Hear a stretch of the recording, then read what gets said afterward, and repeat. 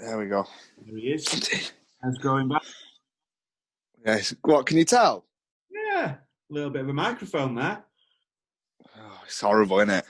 Jesus. You're too conscious. How are you, brother? Yeah, I'm good.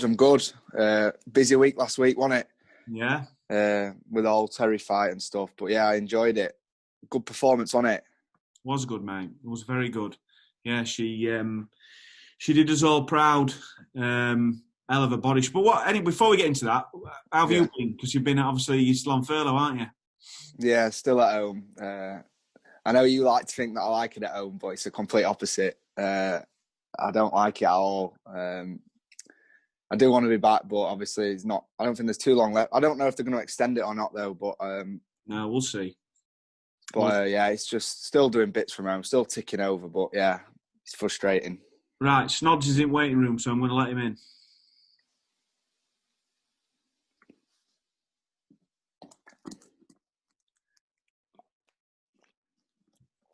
Is he in?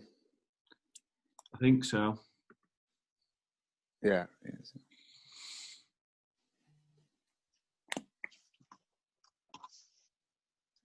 Can you hear me, boys? There we go, Snod. Yeah. You all right? Yeah, good. Thanks. Yourself? Yeah, good. Do you two know each other? No. I've not come across Biggs before. I know his family well, but yeah, I've never come across Ollie before. Not me.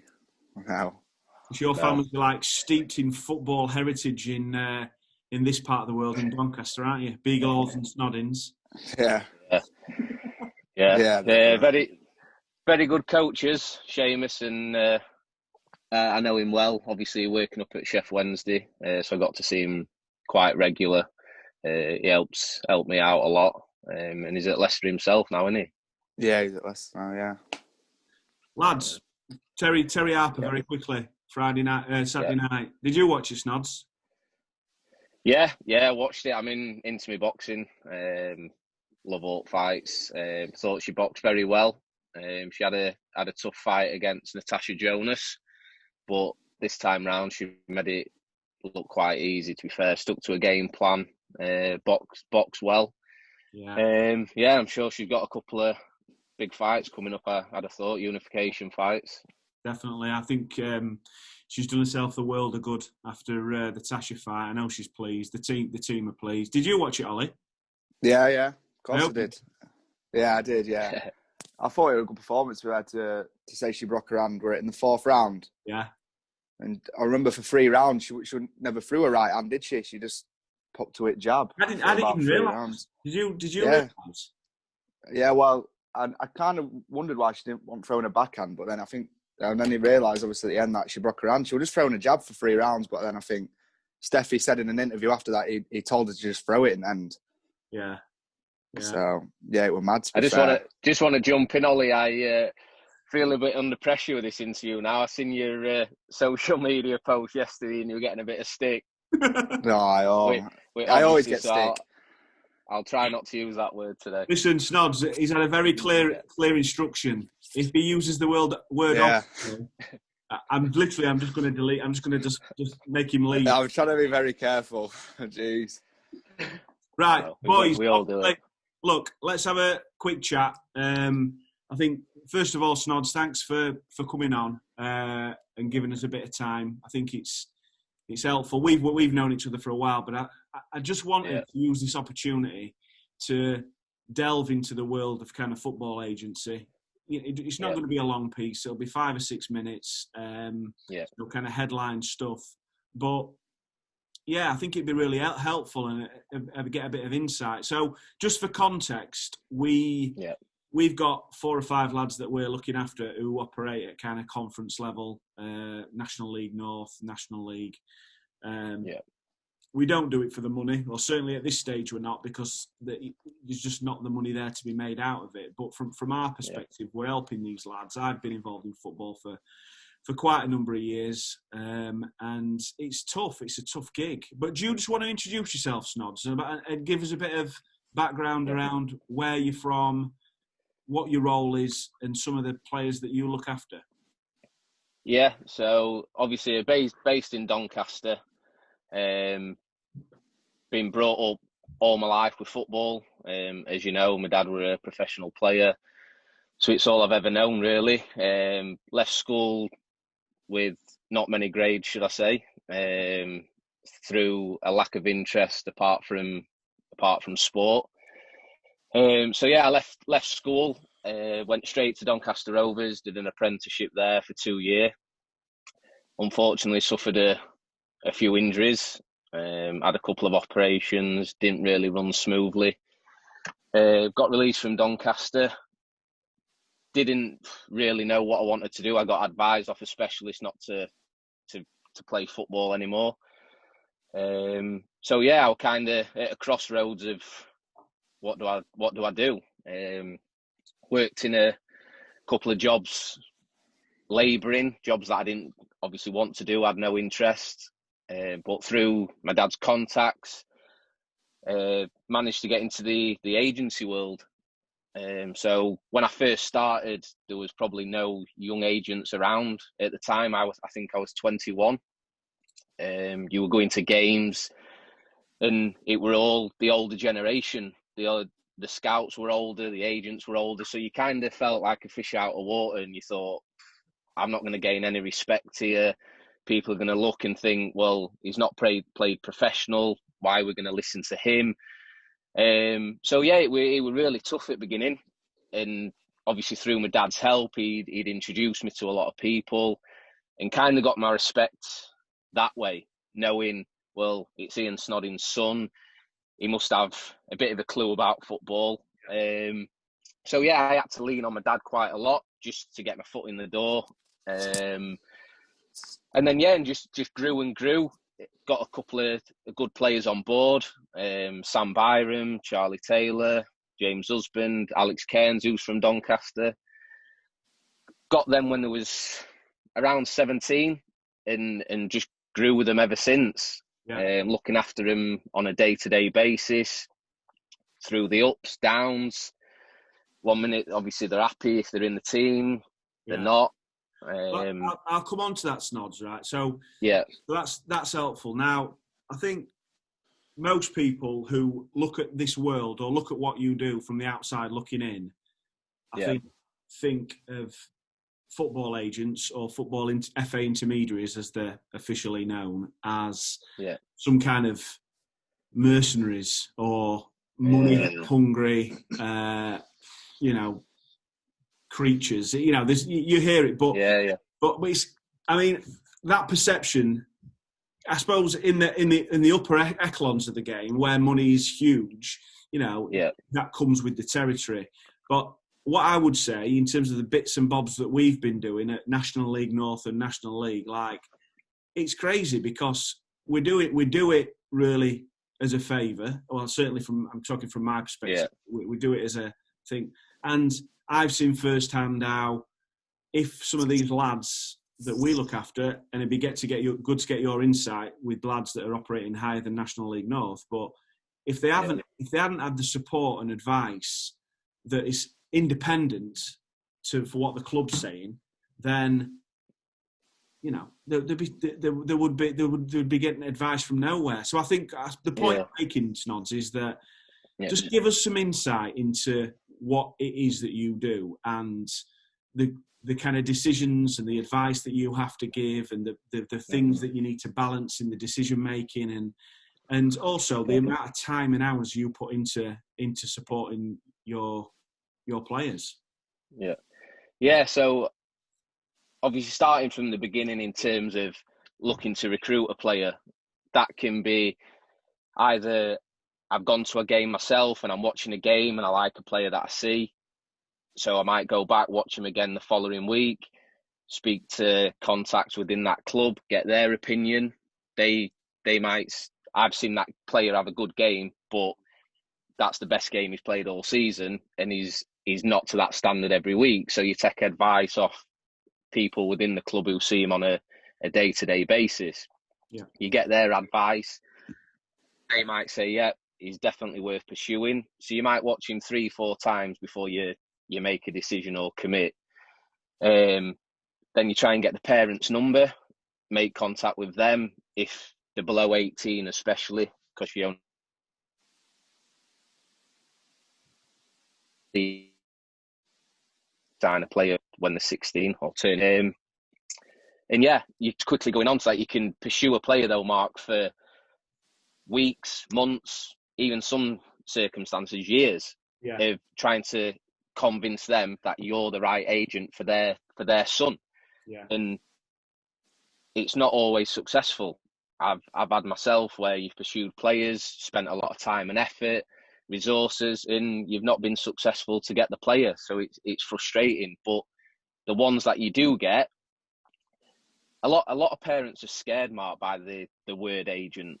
Yeah. Because when the son's coming through the academy, they've heard about bad press, more at Premier League, Championship, the higher level, where, like you say, it's about money, greed, that's all they're interested in. But once you sit down and speak to the parents and talk them through, it's pretty simple. And they're more reassured and think, oh, it's not as bad as I thought it was. You're there to build a relationship with my son, guide him, give him advice, go and watch him. And hopefully if he does make it, you're going to help him earn as much money as he can, because it's a short career. Yeah. So my day-to-day basis or week to week is the players that we represent. You're constantly in contact with them every couple of days, seeing how they are, how's training gone, have you got any injuries, do you need any new boots that we can help out with? Yeah. And yeah, just being there, you go and see them in person. A lot of young lads love a Nando's these days. Yeah. So you might meet them at Nando's, and obviously it's on the company. It's a treat from us to catch up and just seeing how they're getting on. Not just about football, Mark. It could just be anything. Yeah. You could have problems at home, and you're there just to lean on. So they're not talking to the parents. So my question, Snods, on that. So would you be asked, or would your players ask you for guidance on non-football related matters? So things are outside. Yeah. It's tough, Mark, for a young lad at 16, 17 to reach out to someone who's not the family to ask advice, or if they have got a problem. It's a man's world, and they don't want to show weakness. But this is when you first meet them and just say, look, I'm not just here to represent you on behalf of the company. I'm here to be your friend as well. Yeah. Whether you go on and make a great career, whether you don't, I'm still going to be your friend and a mate. So don't be afraid to pick up the phone. If you've got a problem, ring me. If you're stuck, your car's broke down, you need a lift, we're there. If we can help you, we will. And that's what, for me, a good agent is. Yeah. Is you're there for the good times when they're making the debut or they break into the first team or sign a new deal, but you're also there when things are going bad or you've got released and they need a trial somewhere. Yeah. So it's the full package. You've got to. I suppose as well. Sorry, Snads, but I suppose it's now managing the expectations of the lads as well, isn't it? Because I suppose again, there's this outside perception.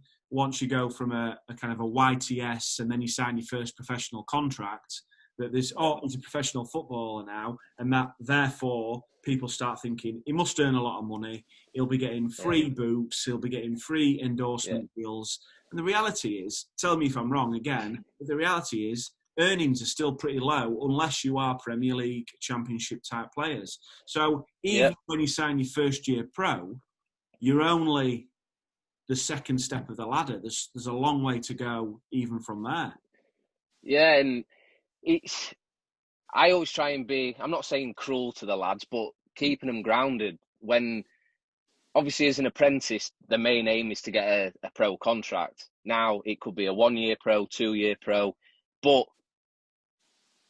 you've still not made it. You still can get released after that 1 year pro, 2 year pro. And like you say, it's not life-changing money. It's better than your apprentice money, but you still can't relax. You've still got a work at it. And I always say to the players, you're constantly on trial. Your whole career, you're constantly on trial because a new manager comes in, you're impressing him. he might get rid of you. You go into another club, so you can't relax. Yeah, it's different for the players who are on 5-year deals in the Premiership or top Championship clubs. But like you've just said, the lower you go down the leagues, it's good money to the average person on the street, but it's not sometimes money that's going to last you forever. So these players might have to get a job if they've played in League Two, Conference, maybe even League One eventually. So everyone just perceives footballers as, they're loaded. They've got loads of money. He's got the... And yeah, they might live a comfortable life the moment they're in, but it's not money that's going to last them forever. No. So it's about helping the lads if they do start earning good money, about banking it, investing. Yeah. Just because in case career-ending insurance, like we spoke about earlier, your career might fall short and you look and think, God, I didn't really save any money. Yeah. I've just spent, I've gone out, gone drinking, buying designer clothes, and you've got to be careful because football can just end any minute. Yeah. And where are we with COVID then? So we know COVID's affecting football hugely in terms of we're hearing that football clubs are on the verge of going into administration. Certainly, again, the lower league clubs, and that includes kind of League Two, Conference level as well. But again, as an agent trying to place a player into a club in this current landscape of COVID and the economic kind of world that we're in, has it made your job twice as hard? To be honest, as a company, we've been quite fortunate that the stable of players that we've got are all under contract.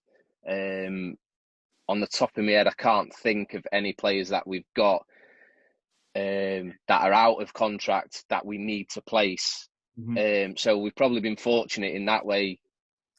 But just from hearing off other agents and other players, it's very difficult. There's more and more players getting released, and that's where, Mark, as an agent, you rely so much on your contacts and how strong your contacts are, because you might have 20 agents ringing up about their player, but you're hoping that one manager or that one scout will let your player be the player that goes in on trial. It's getting tougher and tougher. Obviously, clubs haven't got budgets like they had before. They've got salary caps. And to be honest, Mark, a lot of the League One, League Two clubs, from what I hear as well, are leaning more on the top Premier League clubs, Championship, for their 21 players to go on loan, so they don't have to contribute a lot of wages, rather than signing an experienced League One player on X amount of pounds. We'll just pay a little contribution to an under 21 player. Well, you can see from their point of view that football is a business as well, and try to balance the books. And if they can leverage off the Premier League, albeit in a different way, by taking lads on loan and not contributing towards salary, then that's a way that they can survive. Just hold this a minute, Snods. Ollie. Yeah. Are you still there? Yeah. I could hear some snoring, like. I just had to sign for a delivery. Am I boring you already, Biggs? I know, I had to shoot for 20 seconds. No one's in, so I had to sign for delivery. That's class. I thought I had a doorbell or something going background. I thought, what's going on here? I know. Have you got any questions? Biggs, have you got any questions for Snods while we've got him? So we're about to wrap this up. Yeah. I was thinking, is there any moments throughout obviously doing it where there's obviously been something bad that's happened that you thought, this could affect everything? Or is there any, obviously you don't have to name any names, but anyone that you've dealt with that's been really hard to deal with, would you say, that you've obviously took on board? There's been times with the younger lads, not the senior ones, obviously, who we still represent and stuff, but the younger lads have been harder to look after at times, just because of the naivety and not really understanding that transition from school to apprentice and knowing it's a job. And that's the biggest thing, Biggs, is the young lads realising it is a job. To the average person on the street, football, is it a job? It's not really a job, but it is. You're getting paid. You're there. You're supposed to be getting better. You're going to earn a professional contract. And you get some young lads who don't take it as serious, don't live the life that they should do. What are they doing when they leave training? Are they eating the right things? So, there's obviously, over the years, I've players that are a lot more difficult to look after than some. But that's where you have to just stay on top of them as much as you can. And I always say to them, look, I've signed you because I see something in you and I believe in you that you're going to make it. So don't take it to heart if I am harsh with you. It's because I want the best for you. Now, some players take that on board and listen, some players don't. But it's them who will regret it when they get older. So, but it's not as, I won't say it's not as glamour, it's not as easy as people think. I have a lot of mates, Biggs, who they might see on my Snapchat that I'm at Etihad watching a game, I'm here watching a game, and that's great, but that's not the reality. Yeah. The reality is going and standing on a Saturday morning when it's raining, freezing, watching a 15, 16-year-old lad play. That's the reality of the agency stuff. Yeah. The senior stuff is when they've made it, they're on good contracts. So you're like, great, we're on to the next one. Who else can we make as a professional career? So, it's not as easy as people think. The other question, Snods, that Biggs wants to ask you, but daren't ask you. Yeah. He's wondering if you could sign him up and he could. He's really well at Tom Collar. He scored 5 goals for the development team. Yeah.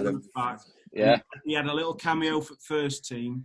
But, he thinks he's ready to be represented. Representation. I'm ready. Well, well, if you WhatsApp me fixtures through, I'll make sure I'm there at next game, and if we can get you a few more quid and a free pie or whatever as part of your contract, we'll do it. Well, it says something. If Mark won't even represent me, and I work for him.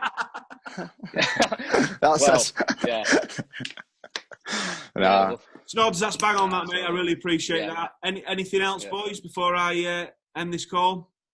No, just like I say, if you ever want to do it again, feel free. I'll have a good chat with you. You look like you're in a limousine there.